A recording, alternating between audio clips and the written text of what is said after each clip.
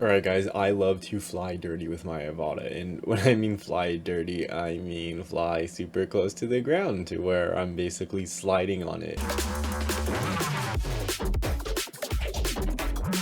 I put actual sliders on the bottom of the drone. You might see them in this video. They're like rubber TPU that I 3D printed and then just put them on the little landing legs so I don't scrape or crack them. I also do crazy stuff like when we go off-roading, I'll get super close angles and it might not be the best for the drone, but the shots look super cool. You can find those on the channel.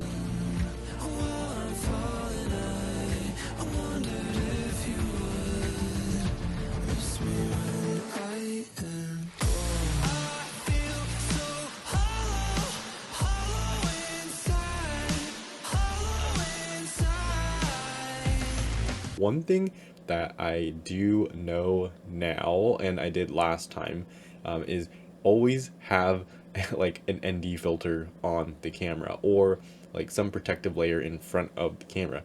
It's better to break that than the actual camera, because the actual camera itself, well, the camera module for the DJI 03 is only $30. You can buy the part, but I don't know how to take the camera housing apart for the DJI AVATA. The camera housing itself, it's like $120. So I would rather not want to spend $120 and replace the whole camera housing. Instead, I'd rather place like a protector or a film or whatever I have in front of the camera. So always have just like a ND4 or something, like ND8 on the camera. Better than breaking it if you're going to be doing some crazy stuff, because my current camera, and take a look at yours, it has a bunch of specks on it. It's not dirt, it's just cracks in dings inside the actual lens itself. Now, I got to make this drone impressive again because I have a shoot for EV Fest, and if you want to check out that video, check it out. It's on the channel. It's super cool, and if you want to come next time. It's in LA. I don't have the next date for it, but it will happen soon. I think we're gonna do it twice a year. Shh, don't tell anyone. I don't think I was supposed to say that, but secret, we're gonna do it twice a year. Super fun event. But I gotta make this drone presentable, so I gotta clean off all the mud for it.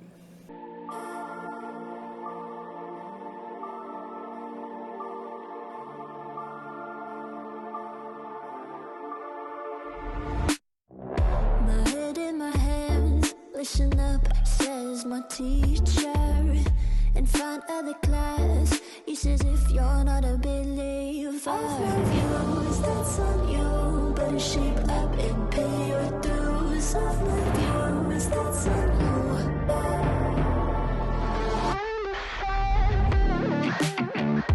Now, isopropyl alcohol 99% is great for cleaning electronics because it's not conductive like water, and it's what I use for basically the entire cleaning process. But I know that sometimes plastic reacts poorly with isopropyl alcohol, so take your chances. I've been using my Avata for a couple of weeks now and haven't noticed any bubbling or anything with the plastic. I wouldn't apply the isopropyl alcohol directly to the plastic, more to a toothbrush, which is what I use to clean the Avata. Use a toothbrush that's coated in the isopropyl alcohol to rub down any dirt. Curious question, guys. How do you clean ND filters? Because I just used a microfiber and called it a day. Thankfully, the dirt was mostly on the edges and not the camera itself, but I don't know what I would do, right? Because if you wipe it off, the dirt will scratch. You just have to run water on it and get the dirt loose. I don't know. Tell me what you think. If you guys have a better way of cleaning the Avata, please let me know. I would love to know, because this thing gets dirty all the time. And honestly, I think it looks better dirty. It looks more like rugged and beefy.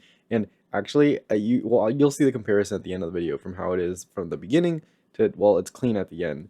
And I think I like the dirty look better, I'm not gonna lie. So this might be the last time I clean it. As you saw, I had to unscrew the GPS module on top because I had to get underneath it to brush away some of that dirt. My GPS module is cracked. That was from a crash. Don't worry about that. I have this strap on the back to hold the battery in. I know DJI sells one for like $9, so I might pick that up, because sometimes, rare occasions, the battery can come unclipped because this doesn't really push the actual terminals in. But we'll see. I might pick that up, I might not. we'll see. Let's just talk about the Avata 2 for a second. So I know the Avata 2 recently came out, and I'm thinking about picking that one up. I'll still fly the Avata, this Avata right here, but more so for practice and just go crazy with it. Maybe the Avata 2, I won't go crazy shots because I wouldn't want to break it.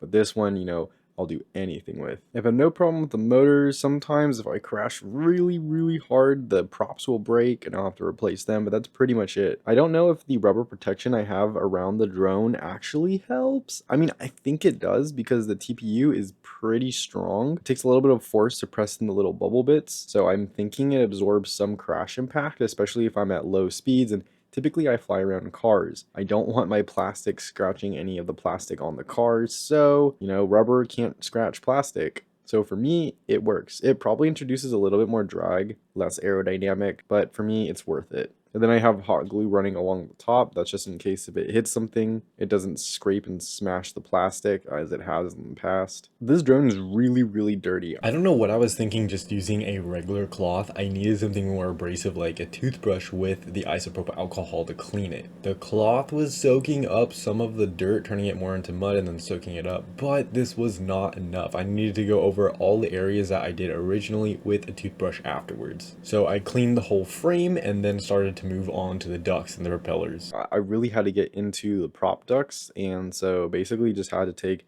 the propellers off. I also had to take off the motors, so not only did I have to remove the 2 screws holding the propeller to the motor, I had to undo the 3 screws on top going down holding the motor in.